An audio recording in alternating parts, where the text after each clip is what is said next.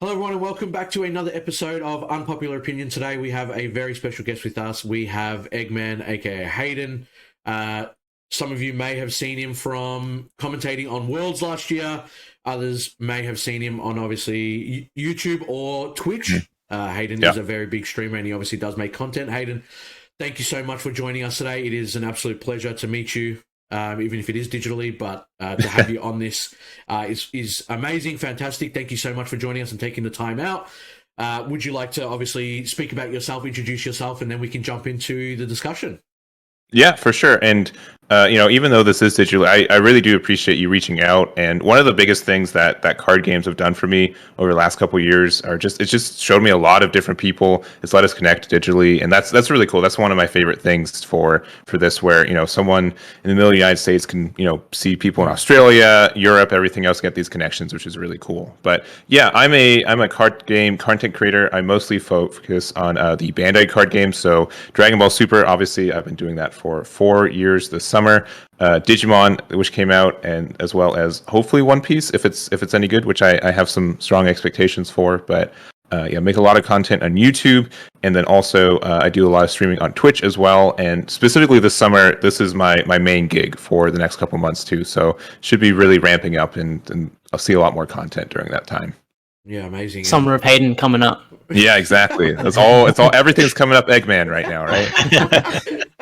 And Funny side up. We'll obviously have your channels in the description as well. So guys, if you want to obviously check it out, make sure you subscribe to Eggman's channel on both Twitch and YouTube if you obviously have an account, and just show your love obviously on there for the fact that obviously he's taken the time out and obviously is one of the high-end creators of the Bandai card games itself, which now that you've obviously brought up One Piece, Gary, do you want to bring up the first opinion or unpopular opinion that we have that we want to discuss today? Yeah, absolutely. So, obviously, you mentioned One Piece is coming up, and there's a lot of hesitation with a lot of players thinking, One Piece is coming out, Dragon Ball is going to die. We obviously saw a dip in some of the player base when Digimon came up, and everyone's expecting we're going to lose another piece of the pie to One Piece. They're very similar games, looks like a hybrid of both Digimon and Dragon Ball, almost fused and combined. My opinion is I don't think we're going to really see that issue. I think all three games can coexist, and they cater to different audiences. But yeah, my unpopular opinion is I don't think we're going to see Dragon Ball die just because One Piece comes out. I honestly think that the three of them can coexist together, and we're going to see, we'll lose one or two players, or more than one or two, but we're going to lose a couple of players to it because some people can't afford multiple card games, but they can coexist at the same time and be healthy. I think that's obviously a big point that you bring up, because there is a lot of people kind of making their point heard and kind of making these posts. Obviously, we've seen it in the communities and stuff like that, and about how they're very worried that the player base is already starting to dip, and they think that this game is going to take off. Obviously, a large chunk of One Piece coming out, and I mean that's still obviously appealing to a lot of players and a lot of people that do watch the anime. Personally, I don't think I'll jump into it myself unless the mechanic is obviously crazy out there, because I've watched a couple episodes of One Piece, but it was 800 episodes too long for me, so that's something that I probably can't get into. But I mean, there is a lot of community cries out there saying they're worried about it. They're scared that we're going to lose more popularity in Dragon Ball, that Dragon Ball is going to die off once this does come out, that Bandai's got 3 card games now. It's going to be very hard to control all of them.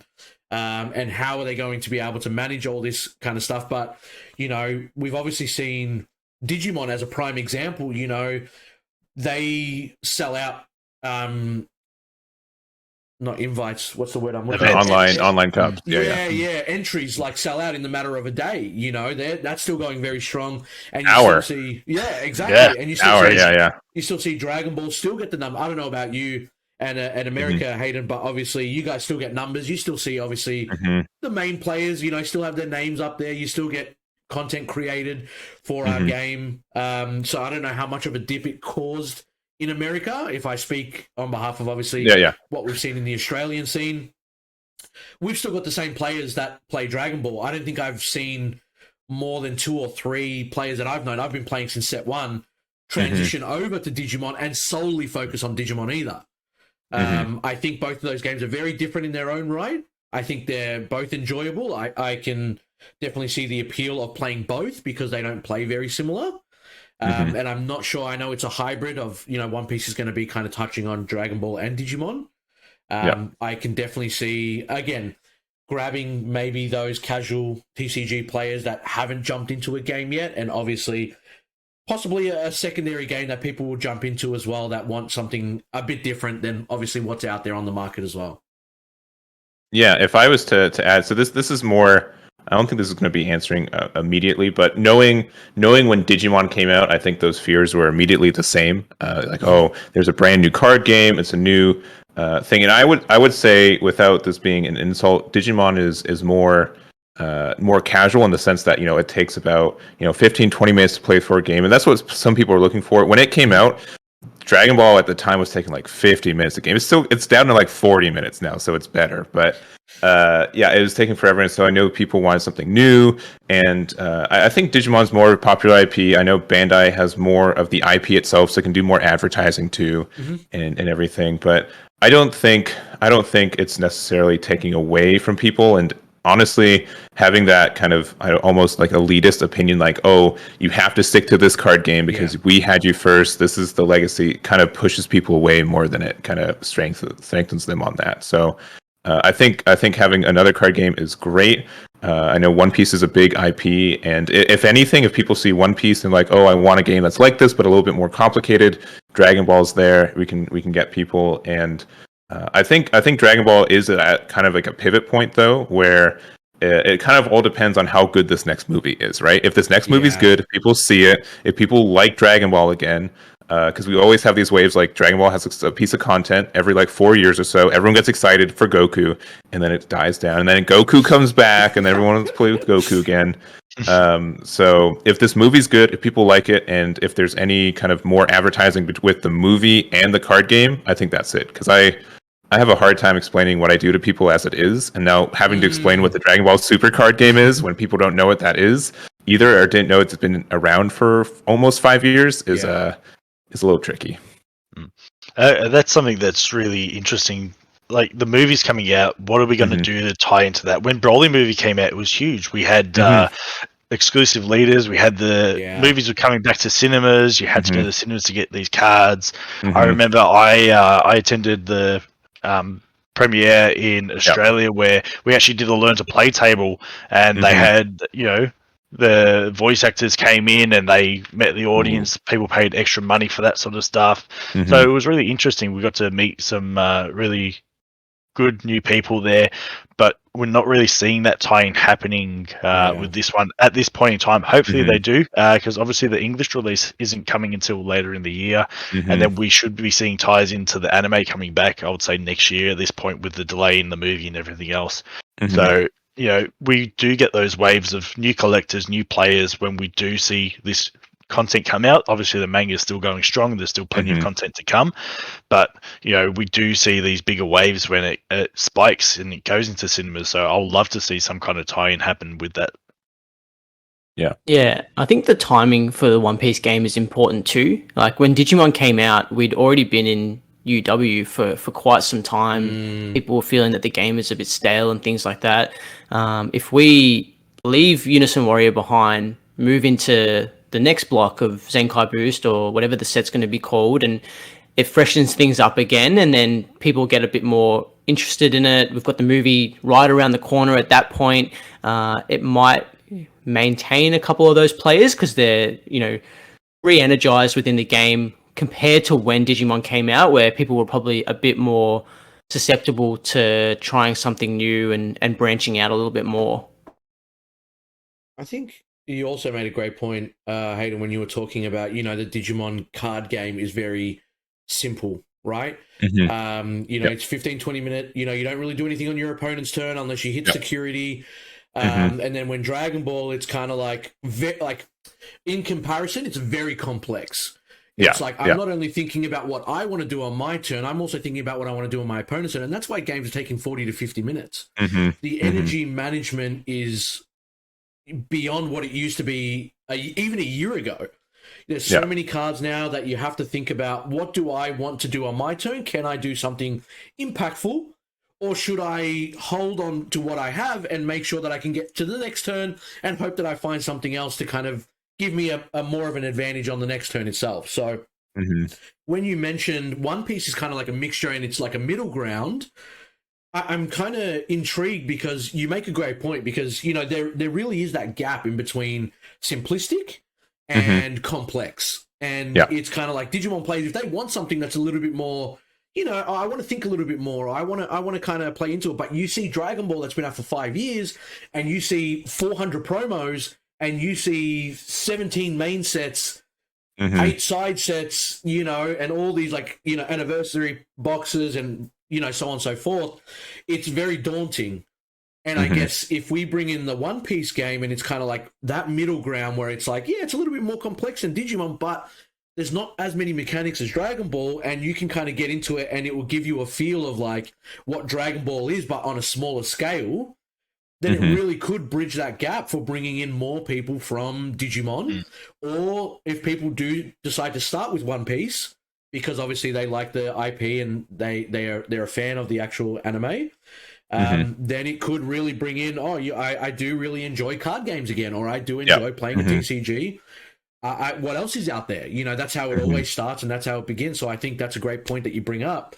And again, like you said, there's nothing against the Digimon community, because sometimes you do need that card game that you can play for 15, 20 minutes. The pricing is absolutely fantastic. The cards look amazing. The alt arts are, you know, sometimes I wish that the SPRs like just had alternate versions without all the, you know, the gold and the foiling, and they just looked as good as some of the Digimon cards that they bring out as well. So I think that's a really good point, obviously, on that discussion, that, you know, the outcry from the community of, you know, it's going to die off or we're going to lose this and that, it could actually strengthen what we currently have.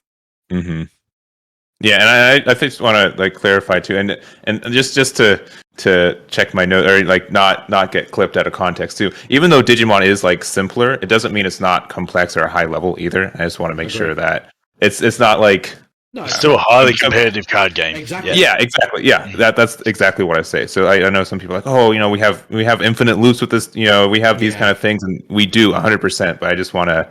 Some people get touchy on that, so I want to. I think that's one thing that's good about the Digimon card game as well, because it's very much a competitive scene. You can get to that hyper competitive point, but I think that's why you see so many numbers at their events as well. It's such a family-orientated game as well, where it's simple enough you can play with your kids. You see families literally playing together.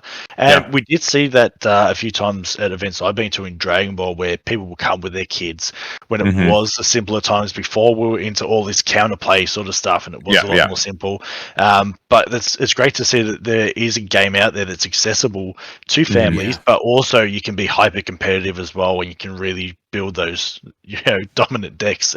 No, whenever I teach people card games, I usually teach Digimon first, and like, oh, it's fun, like, and then get like the big Dragon Ball deck down, like, all right, here's the meat and potatoes, like, all right, let me just get the rule manual. You're a lawyer, right? And then we'll see, we have section 1.27a counter window 1.27b. And I think, like you said, you know, I don't want to take anything away from the Digimon community either, right? It's thriving. It's fantastic. I enjoy the card game as well. I don't get to play it as much because it's roughly on the same times as Dragon Ball's on, so I have to kind of pick and choose. But, you know, the webcam kind of turned me off it a little as well, because it was like, without knowing and having that extensive knowledge that I have similar to Dragon Ball, I would have to learn every single Digimon card and what they did, and over a webcam it's a lot harder to kind of like, you know, visually see it and be like, oh yeah, I know what that card does. Obviously the card game only came out, I think it was 2020 December or January, maybe or something. The peak time to release card games for sure. But like, I think, you know, that card game is definitely something to watch out for as well. Digimon is very, very strong. There is obviously a lot of sets to support it. They've obviously got Japan on that side as well that, you know, play it as well. I think the card game's excellent. I think it's designed very well. Like you said, it's obviously got its own couple of decks that, you know, but that's the same as every card game at the end of the day. Dragon Ball has the same thing. But yeah, definitely not taking anything away from the Digimon community. I think it's good to have them there as well. Like I said, I think it can definitely help us gain more players into Dragon Ball, or even vice versa. I think if people want a more simplistic kind of card game, or they want to play for 15, 20 minutes, then they can also adapt into Digimon as well on that side. Yeah. Yeah, and it opens things up to events over weekends where you can have all three kind of at the same weekend. Like we had for Fest, we had the Digimon main event on the Saturday and then their side event on the Sunday, and the opposite for ours. There was obviously a lot more people attending for Digimon, but we had, just the starter decks, not the starter decks, like the learn to play decks available decks, there. The demo decks, they were there, and I saw people from the side event for Digimon, picking them up. And they recognize the characters. They know who the main characters are, but probably just don't know how to play the game. So it gives people a bit more knowledge that the game's out there. Yeah. And yeah, it opens that up.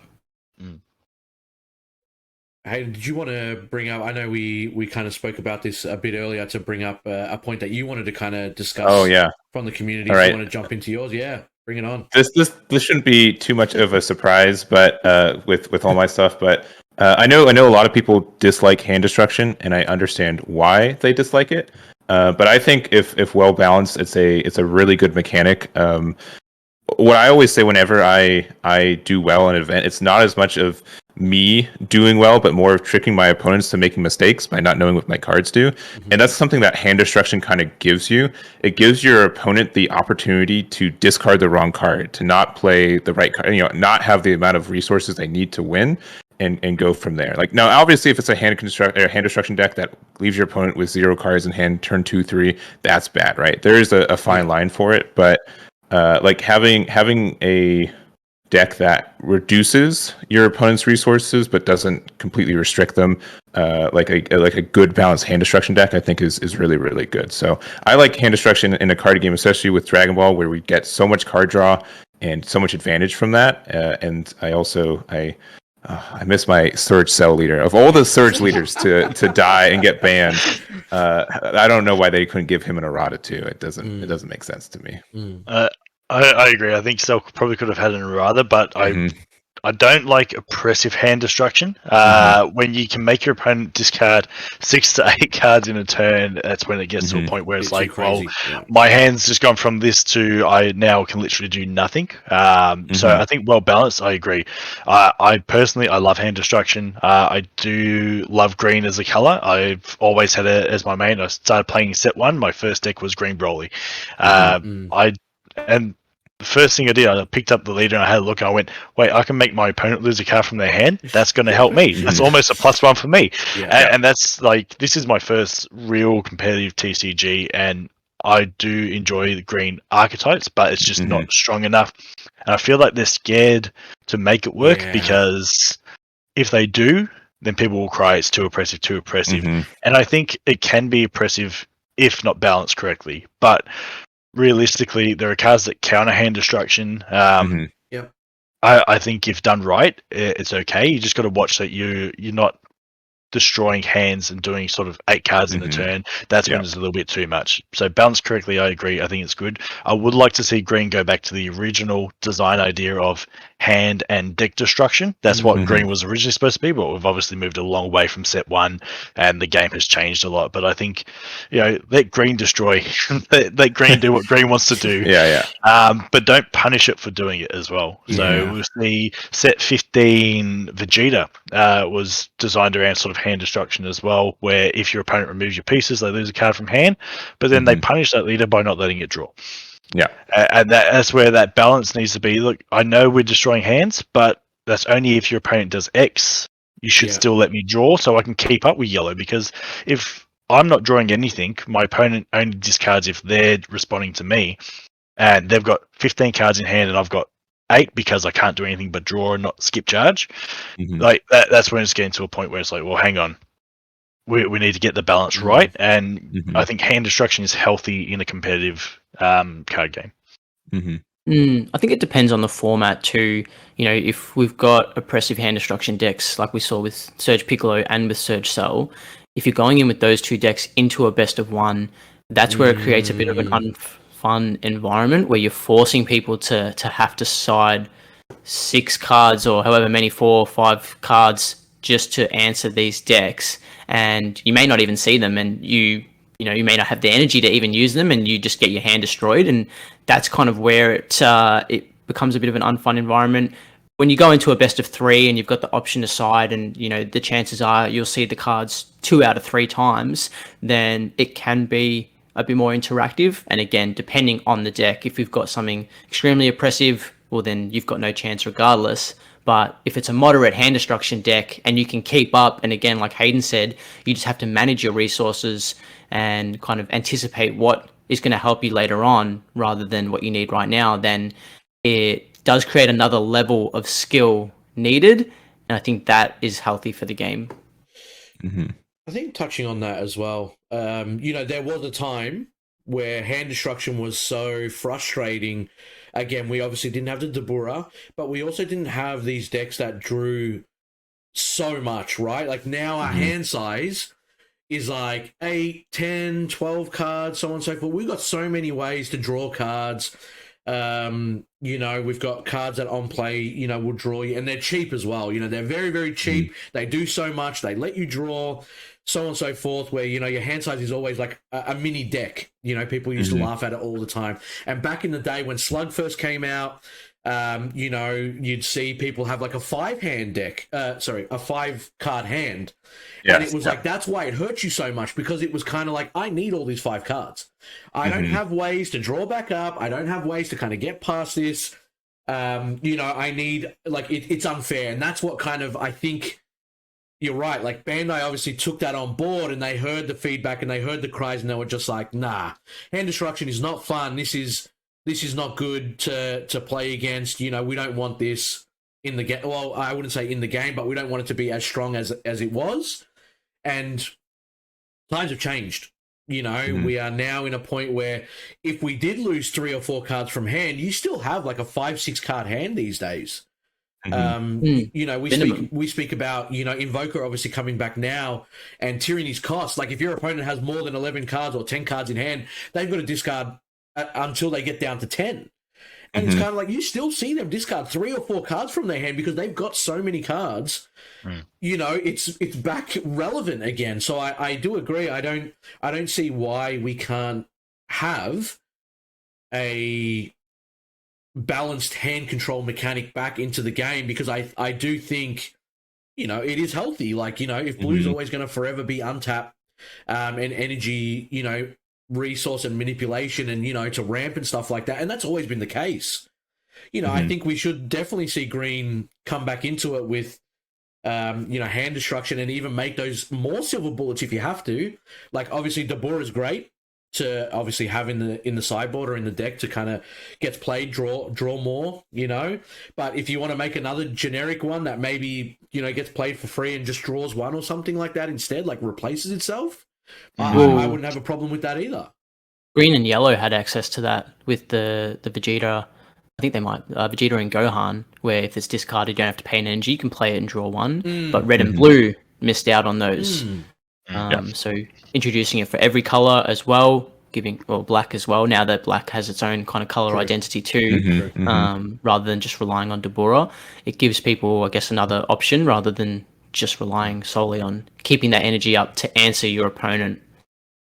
Because that's something that people don't like when they have to sideboard a black card in their red deck, and they're like, I don't want to run into this black card if I need to charge or do whatever with it. Some people think that that's going to be too clunky, but now we have best of 1 sideboard. We've got that opportunity to answer those sort of decks as well. So I think we can have a healthy balance. I think it's definitely possible, and please make green great again. Come on, Cooler. Yeah. We're looking at you. Make green healthy again. Yeah, well, I will say I've been doing a lot of testing, and Cooler seems very viable in some sense. I think that has a lot for it too, in green coming up.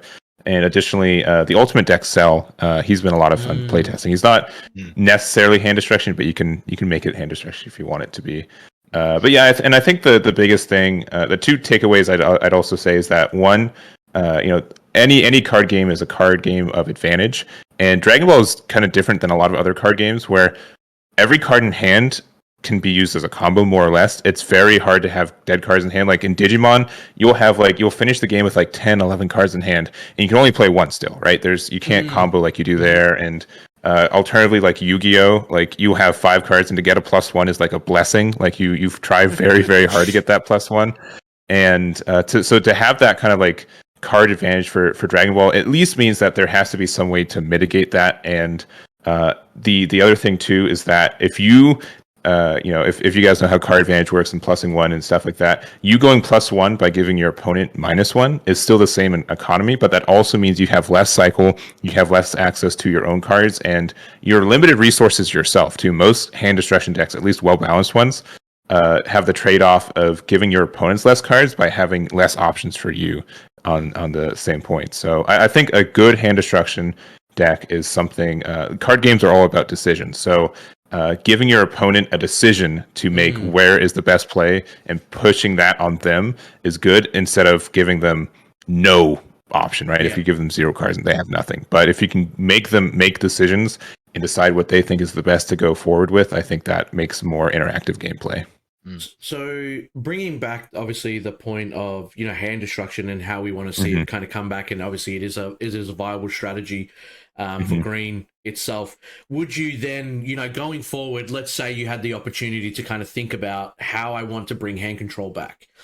Do you think it's too much to give the controller of hand control, so the person playing it, the ability to randomly pick cards out of someone's hand? Or do you think that, it's like a fine mechanic and like that is balanced, and it doesn't necessarily always have to be the person who is, discarding cards gets to choose it every time?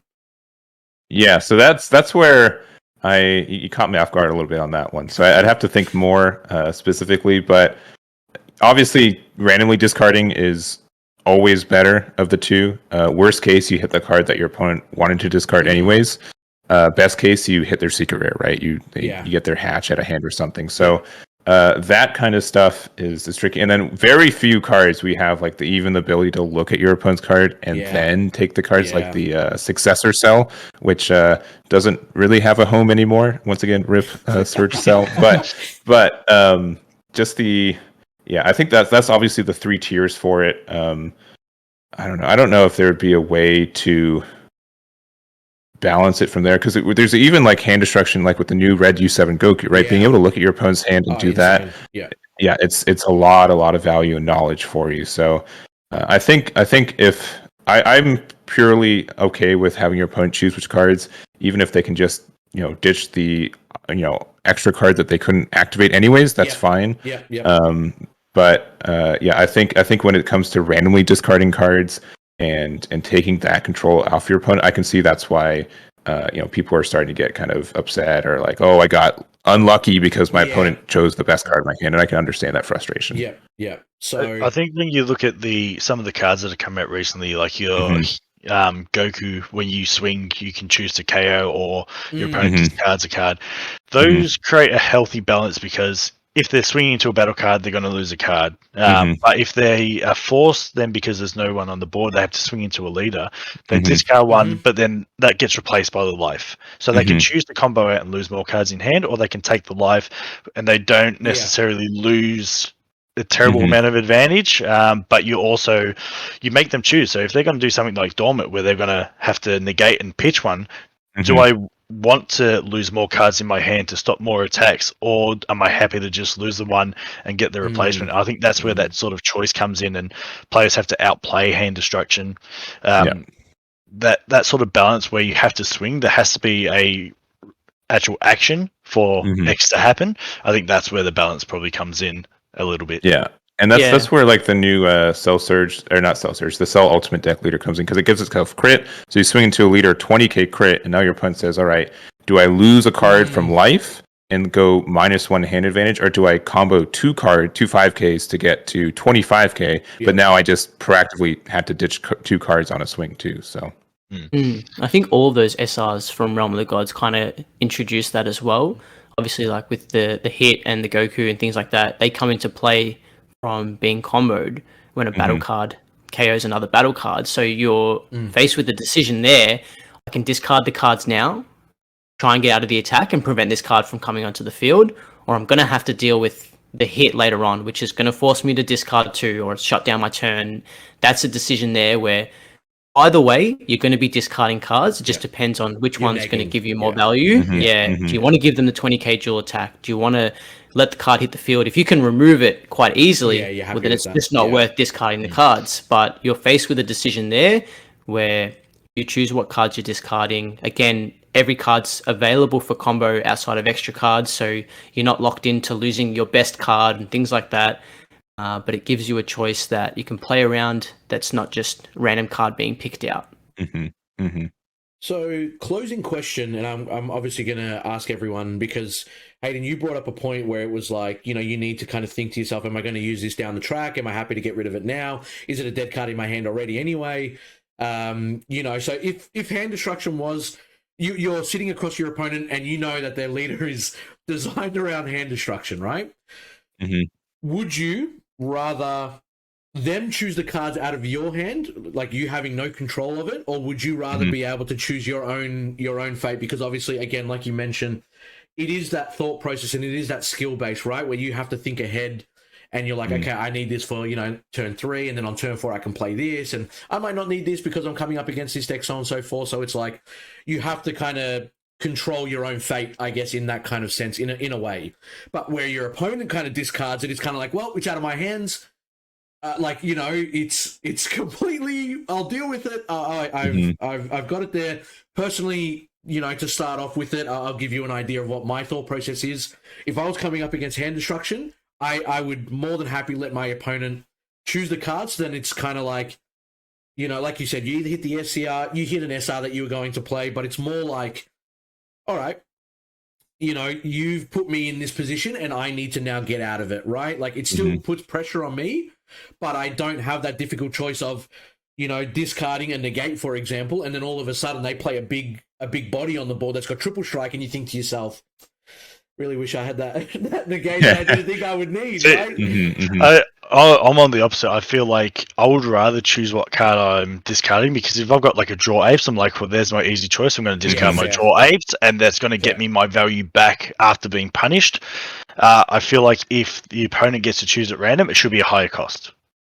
Like that's a more expensive or a secret skill. rare, or Like that when it's something at random, that should be a high cost. If I'm revealing my hand, that should be a higher cost again. Absolutely. So it should be the sort of 3 tiers. You got your cheap hand destruction, where your opponent can choose to outplay you by discarding the correct card. You've got your next tier, which should be a bit more on an expensive cost, where it's at random, and then you got your next level above, where it's like, I've revealed my hand. This is what I've got. Now you know how to beat me.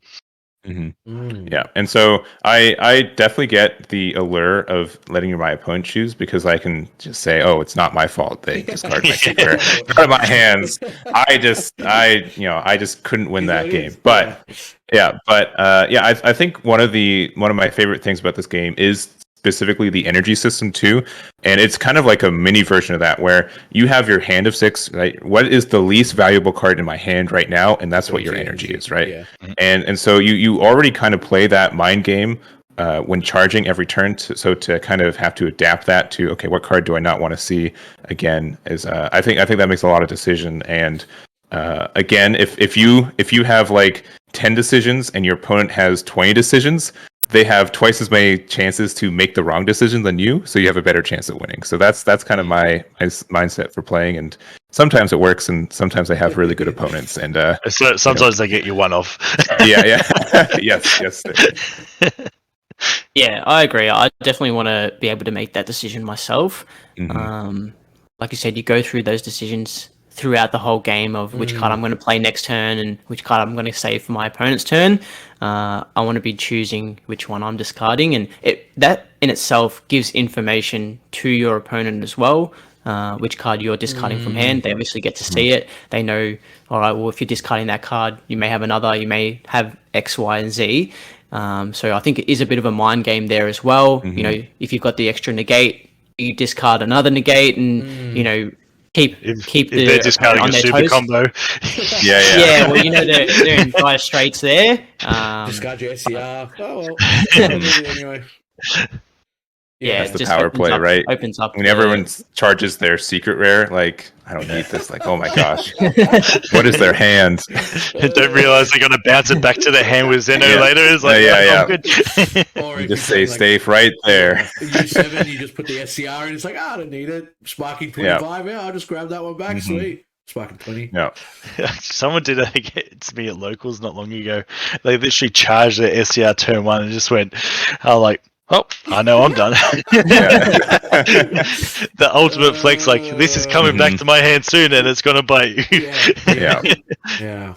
No, well, that was before obviously we close off. I think that was obviously very productive. We've got a couple of great points that we kind of discussed. Did any of you guys have anything else that you wanted to add before we kind of go through and wrap it up on this episode today?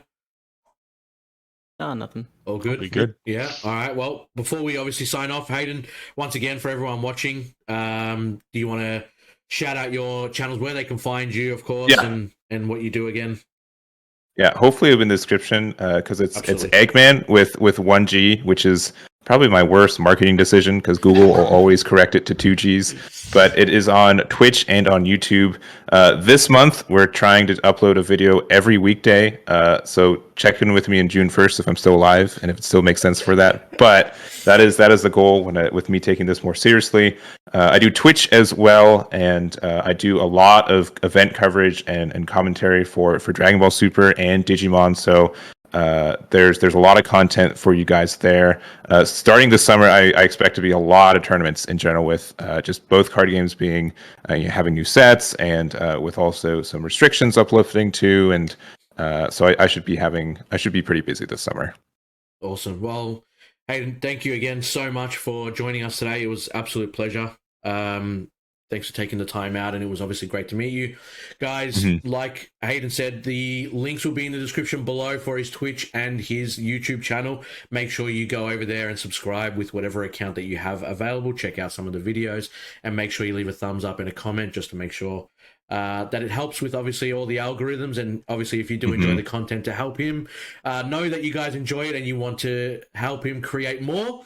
That is it for today's episode, guys. Thank you so much for tuning in. If you are a fan of the channel and if you haven't subscribed yet, please consider doing so. It helps us grow.